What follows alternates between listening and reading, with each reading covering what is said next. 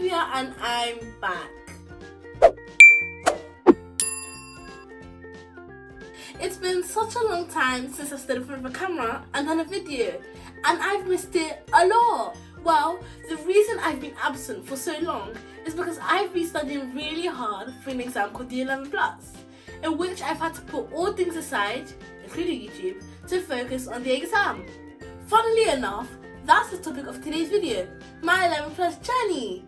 If you wait till later on, you'll find out if I passed or not. Well, without further ado, let's get straight into the video. What is the 11+, you ask? Well, the 11+ is an examination taken by students aged 10 to 11, which allows them to enter a grammar school.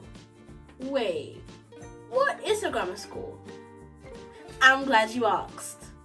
A grammar school is quite different from what a normal secondary school would be, as it selects students based off of their academic achievements, such as the 11+.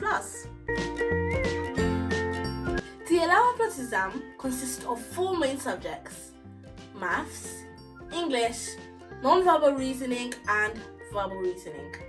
Non-verbal and verbal reasoning are terms you may not be familiar with, as they are not included in the national schooling curriculum. However, with plenty of research, you can easily familiarise yourself with them. I started preparing for the 11+ exam at the start of year 5.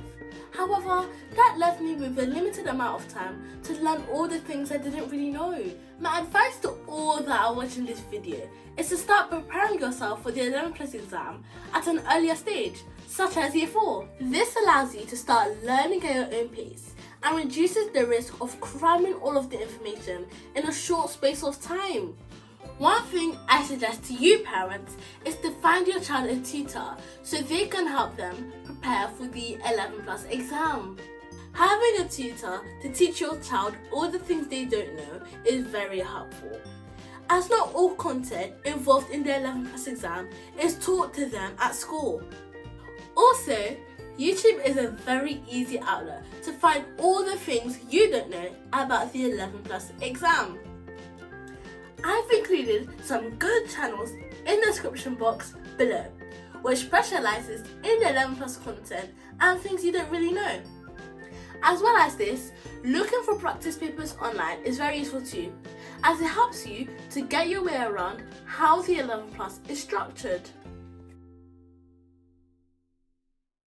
The 11+ exam has 2 different types of format: standard format and multiple choice format. This is how the standard format looks like, and this is how the multiple choice format looks like.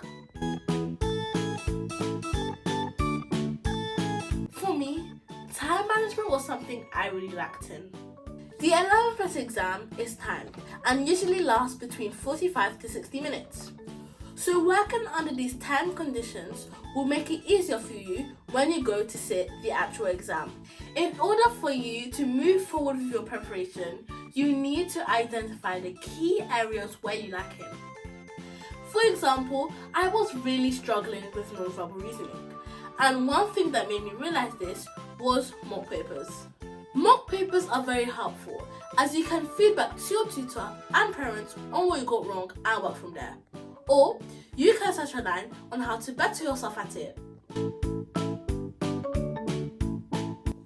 On the day of the 11+ exam, I was really nervous but confident that I had done everything I could to prepare me for this day. The exam hall was really big, filled with students from so many different schools. Once we had all sat down, our test papers were placed in front of us, and the exam invigilator welcomed us all in and explained to us how the test would go. Once they were done, the 45 or 1 hour timer started and the test began. Due to all of my exam preparations, support from my family and tutor, I am pleased to say drumroll please, I passed the exam! Hooray! I was really happy and joyous, as this was something I had worked really hard on. If you like the idea of the 11+ exam and would like to pass it, here are a few tips that I got that really motivated me into passing the exam. Tip 1. Keep to a timetable. Having a timetable to organize when you should study and when you should take a break is very important, as you're more put together. Tip 2. Avoid distractions. During preparations, and most importantly the exam, it's crucial to minimize your distractions so you can keep focused on the task at hand. Again, working in a well-lit and quiet area is also very important, as it helps keep your distractions to a minimum. Tip 3. Underline key information. Especially in papers such as comprehension and maths, underlining key information will make it easier for you to look back on. As well as this, it will make you aware that these are the information you need to know when answering the question at hand. Tip 4. Always reread the question. Always make sure to reread the question so you can avoid any information you may have missed. If you have time, make sure to recheck your paper so you can make sure you didn't make any errors in the test. Tip 5.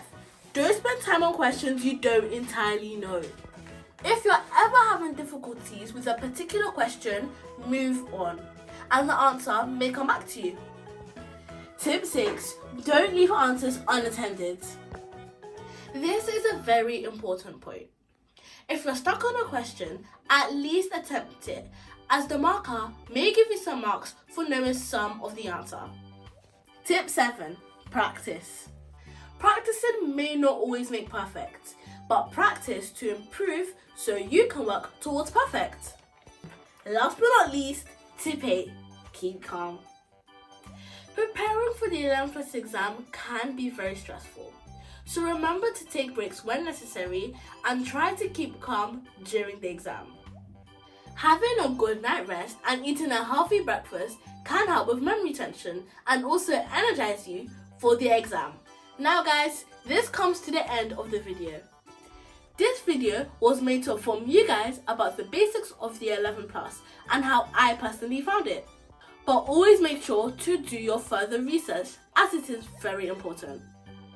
I left the link in the description box below to a website by Bond, which will give you further details about what the 11+ exactly is and how you parents can go preparing your child for it. Well guys, thank you so much for watching this video.